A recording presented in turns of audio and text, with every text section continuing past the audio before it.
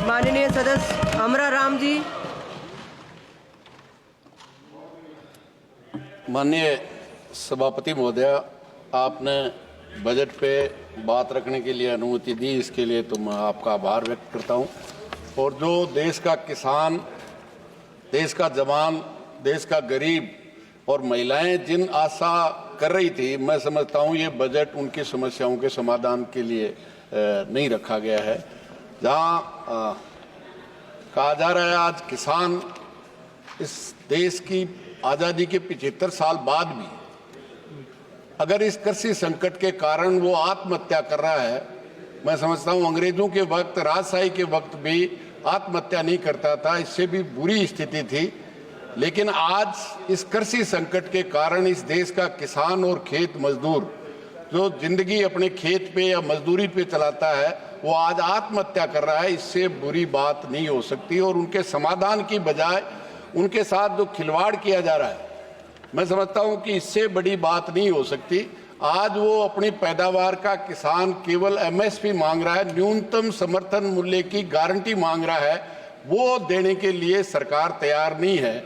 और जिस तरह से आज उस किसान को लूटा जा रहा है, आप अंदाजा कीजिए सभापति महोदय, 15 रुपए में जो हमारे कृषि मंत्री जी जहां से आते हैं, 100 रुपए में बीज ला करके लहसुन बोया था और 5 रुपए में लेने वाला नहीं था। किसान उनसे भाव मांगने गया, उन्होंने मंदसौर में गोली देने का काम किया और 5 किसानों को मौत के घाट उतारने का काम किया। 15 रुपए में जो फसल पैदा करता है उससे खरीद के 300 रुपए तक बेचते हैं, जब तो देश विकास करता है। और उस किसान को अगर उसकी लागत और मेहनत के अनुसार थोड़ा मुनाफा जोड़ करके गारंटी दे दी जाए तो देश विनाश कर देगा। मेरे यहाँ सीकर से मैं आता हूँ, वहाँ प्याज पैदा होता है। जब किसान पैदा करके लाता है 5 रुपए में कोई लेने वाला नहीं होता, और जब वही प्याज बड़ी बड़ी कंपनियों के गोदाम में चला जाता है तो वही प्याज 65 और 70 रुपए बिकता है। आम आदमी 65 और 70 रुपए में खरीद के खाता है। जब देश विकास करता है उसको भाव नहीं मिलेगा, उसको सस्ता नहीं मिलेगा। आज हालत ये है, खेती के अलावा किसान अपना दूध पैदा करके इस देश को मक्खन खिलाता है, दूध पिलाता है। उस दूध की हालत ये है आज इस देश के किसान का दूध और कंपनी का पानी बराबर बिकता है, और हम कहते हैं कि ये देश के साथ न्याय है। मैं समझता हूं इससे बड़ी अन्याय नहीं हो सकती। आज 25 रुपए में दूध, 26 रुपए में दूध लिया जाता है और 50 रुपए में दिया जाता है, और एक पानी की बोतल भी 30 रुपए में और 40 रुपए में मिलती है।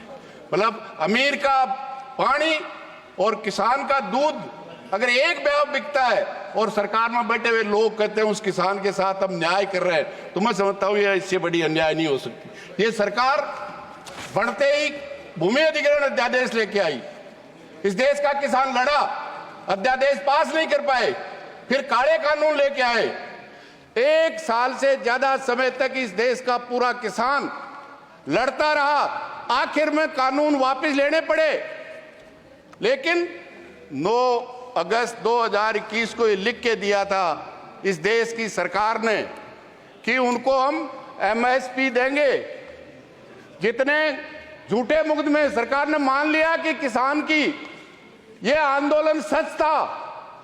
जिस दिन नामों से इस तरफ बैठे हुए लोगों ने, इनके नेताओं ने किसानों के किन किन ये आतंकवादी हैं, ये माओवादी हैं, लेकिन आखिर कानून वापस लेने पड़े और ये लिख के दिया। आप कहें तो सभापति महोदय मैं टेबल कर सकता हूं, वो झूठे मुकदमे वापस लेंगे। जो 700 से ज्यादा किसान शहीद हुए हैं उनको पैकेज देंगे। आज तक एक को भी पैकेज नहीं दिया। केंद्र सरकार, दिल्ली की पुलिस ने जो झूठे मुकदमे दर्ज किए थे, एक मुकदमा आज तक वापस नहीं लिया। आज ये हालत निश्चित रूप से उस किसान को देने के लिए नहीं है, तो कम से कम उसके साथ ये विश्वासघात तो नहीं करे। जहां एमएसपी की बात करते हैं, मैं समझता हूं राजस्थान सबसे ज्यादा बाजरा पैदा करता है। अभी 2500 रुपए पर क्विंटल के हिसाब से एमएसपी थी, अभी सरकार ने 150 रुपए बढ़ा करके 2650 रुपए किया है। सरकार जब उत्तर दे, हमारी वित्त मंत्री तो बता दे, इस 10 साल में राजस्थान के किसान का 1 कुंटल भी बाजरा नहीं खरीदा।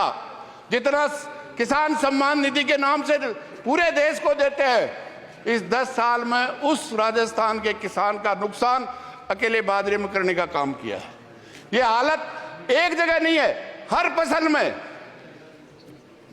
जहां तक सरकार कहती है हम दलहन और तिलहन में आत्मनिर्भर करेंगे, मैं समझता हूं आज देश की सरकार 75 साल के बाद में भी देश के आम आदमी के लिए दलहन और तिलहन की फसल पैदा नहीं होती। हम दाल के लिए विदेशी किसानों को हम भाव दे सकते हैं, लेकिन यहाँ के किसान को नहीं देंगे। जब सरसों और चना खरीदने की बात आती है तो सरकार एमएसपी पे कहती है हम केवल 25 कुंटल खरीदेंगे।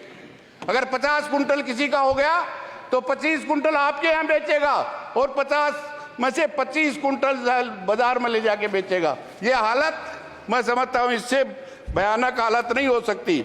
जहां बजट में किसान की बात कर रहे हैं, सभापति महोदय, मैं कहना चाहूंगा जो उस किसान के फर्टिलाइजर पे 24,894 करोड़ का बजट घटाने का काम किया है। जो 400 में डीएपी मिलती थी आज वो 1400 में मिलती है। जो 50 किलो की मिलती थी आज वो 45 किलो की मिलती है। लागत 50 रुपए में डीजल मिलता था, वो आज 95 रुपए में मिलता है। खाद हो, बीज हो, डीजल हो, सब कंपनियां माला माल है और काम लेने वाला निश्चित रूप से बेहाल है। जहां मनरेगा में जितना 86,000 करोड़ रुपया अलॉट किया गया है, इस बजट में 41,000 करोड़ रुपया इस 4 महीने में खर्च हो गया है। आज ही मंत्री जी उत्तर दे रहे थे कि हम 100 दिन का काम देने की गारंटी है।